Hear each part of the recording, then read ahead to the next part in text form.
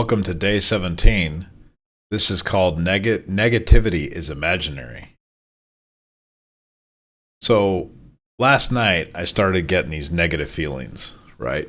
I started getting this idea in my head that it was hopeless. I'm never going to be great. I'm never going to do what I should do. I'm never going to make it. What are all those negative thoughts that you typically have, right? So I was sitting there thinking all this negative thoughts. And that reminded me of this concept. Negativity is largely imaginary. We make up this negativity in our minds. So most of it's a product of our own imagination. And we actually make all the negative emotion that we start to feel disproportionate to the actual reality. And after a while, it becomes very hard to distinguish the reality from what we've built up in our minds. So there's a few things I want to talk about in this video, and that is the power of perception, a little bit of the role of confirmation bias and how it feeds that power of perception, cognitive distortions that are very common to people that start to gain this or start to have this negative effect. And then the dangerous amplification of negativity that we do and the impacts that might have. Of course, I think there are some good strategies to get around this too, which I will end with. So let's first talk about the power of perception.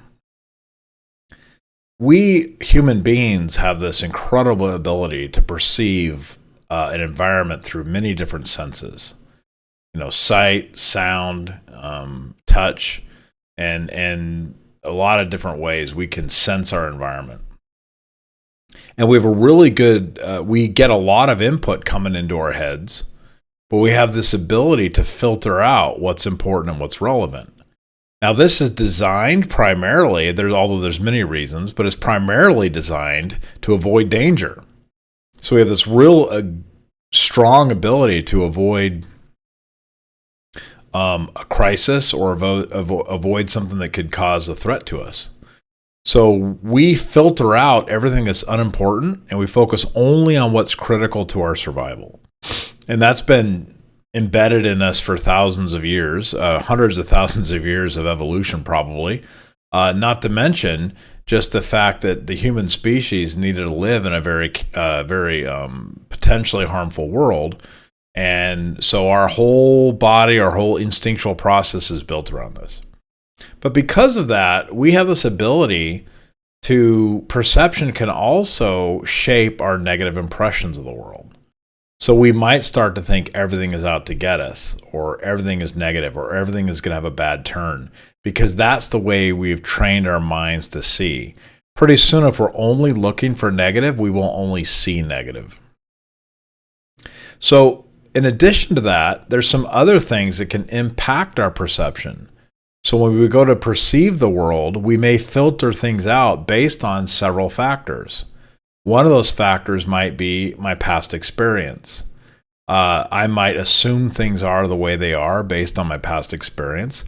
Bias may include in it. And I know the word bias is thrown around a lot in modern times, especially when it comes to like racial bias. But in reality, bias is something that's very natural for humans to do. We tend to focus on things that will benefit us or keep us alive. We tend to go away from things that will harm us or hurt us. Now, unfortunately, bias can be used in a very negative way, and it can impact our real perception of what's around us. Finally, we can reinforce our negative impressions through cognitive processes that are just dysfunctional. I'll talk a little bit about those here in a few minutes. One of the most important ones that you hear a lot about is called confirmation bias. Confirmation bias is, obviously when you believe a certain thing is happening, you tend to confirm it with other observations. And in fact, your perception ability, although you're receiving a lot of input, you may only choose to confirm one thing or another, right? You may only confirm in your mind that you saw something that reinforced a bias or an idea that you had. basically to reinforce the negative belief, the negative case that you're building for yourself. There's a lot of examples that I could use to talk about how this impacts us. But let's talk about the types of ways this can impact us. First off, it could have a method of impacting us in terms of our relationships with people. It can have an impact on our belief about ourselves, the way we feel about ourselves, or the way that we think other people think of us. And also it impacts us in our view of events. So when an event occurs, how it relates to us can be impacted by this form of confirmation bias. This confirmation bias is how we keep confirming a negative belief about ourselves. Now, obviously, when you're going through a personal transformation journey, this bias can be very negative to you, because if you already believe that you're overweight, out of shape, unhealthy, and that's your belief, then everything that happens to you and everything that you see will confirm that for you, and you'll continue to reinforce this negative belief. So this negativity continues to evolve in your mind, and you'll start to hear people say things and you'll read into it, and you'll confirm the bias that you have, that you're not worthy, that you're not good enough. The other thing that this can really hurt us on is when we're leading teams of people, or we're in a team of people, of friends or colleagues, or even in a family. Oftentimes we start to build a case that somebody is a certain way, or a group of people are a certain way, and then everything that they do that we observe that seems similar to the idea that we've created for ourselves, that confirms that bias even further.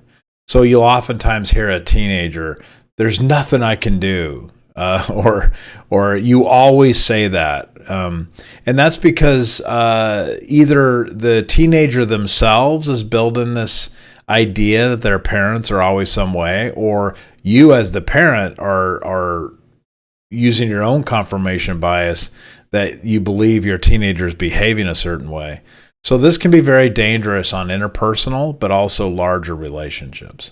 I've seen a lot of sales leaders have a bias that their sales team is behaving a certain way, and they just continuously believe that regardless of the evidence.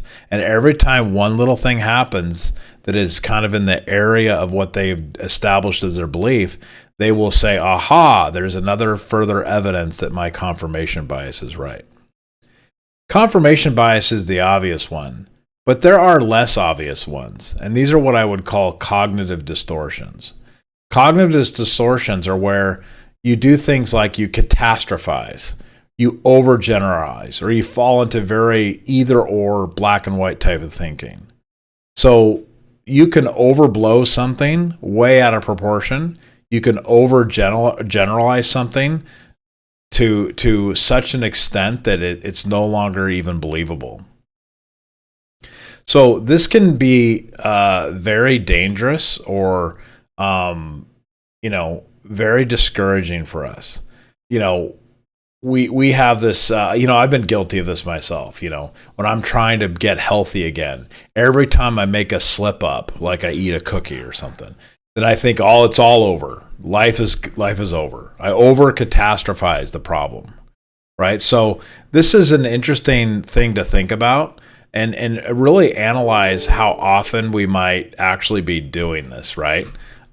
Which is you got to be careful about, because you will actually fall into that trap where you're always thinking about a negative thing about yourself, and every little thing that happens compounds that in your mind. You confirm it with your bias, and then you overgeneralize, or worse, you catastrophize the situation, and you end up finding yourself in this doldrum, or this depression, or this concern that you have that you're doing that, right? So this is something that happens all the time. Think about it. What is true, right? So it's really hard to establish what is true when you have all this perception filtering going on, and all of these cognitive functions going on. You're interpreting reality through a certain lens. So the reality is, you're just a human being living on this planet, eating and moving around just like everybody else. There's no law in the heavens that says you have to be the way that you are. So you are just creating that negative impression in your mind. You might have heard people say this. They'll say things like, I can't exercise. I'll never be able to exercise. I can't exercise because I'm too this, or I'm too old, or I'm too young, or I'm too fat, or I'm too this, or I'm too that. People will always come up with something that confirms their belief. Then the other thing that you have to be careful of when you fall into the trap of some sort of a cognitive distortion that exaggerates the negativity is amplification. Scientific psychological research has proven, or has done many studies on this idea, and that is that when we have negative thoughts and emotions, we can make them larger and more significant than they actually are. It happens all the time, and I do it very frequently. Somebody will send me a message. I will overgeneralize that. That'll confirm a negativity assumption that I make, and then I will make it bigger than it is. I remember one time I sent a text message to somebody, and it was important for me. I needed to talk to this person. It was really important. And they replied back, "Can I talk to you later?" Now, I think what actually happened is, I don't know if you know this, when you get a text message, you can send an auto response. I think that's what happened. They just auto replied with the "Can I talk to you later?" There was nothing wrong. In fact, they actually did call me later, like 4 hours later. But I was under a crisis and I really needed to talk to them. So I took that text message and I started applying meaning to it. I made it way more significant than it was.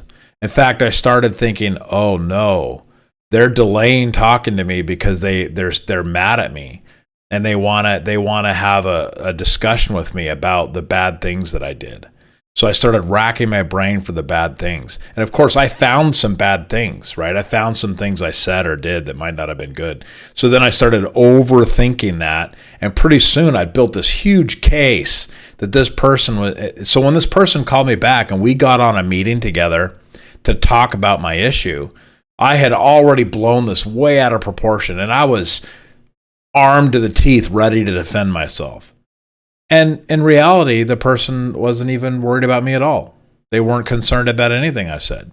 So I had put all this exercise and waste and stress into something that just wasn't even true.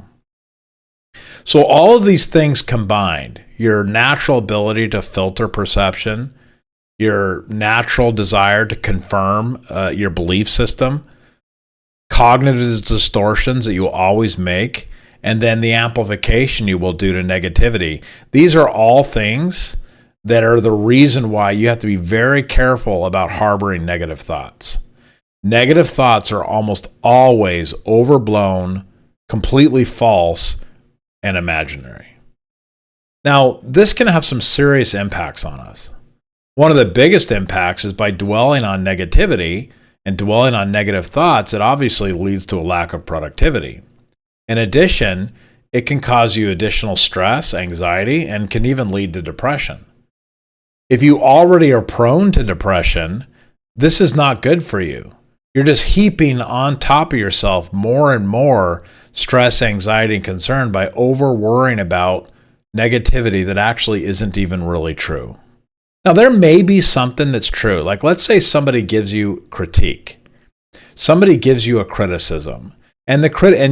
So you should kind of go through a test with yourself.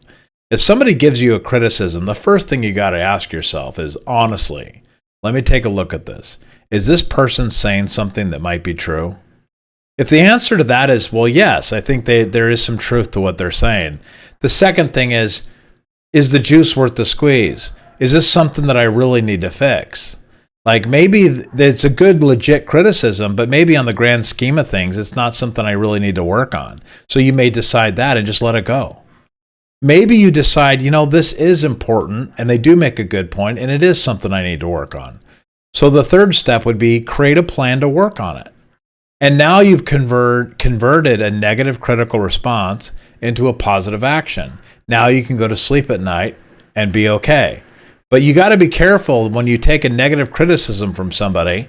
and then confirm the fact that you are somehow bad or somehow not a good person.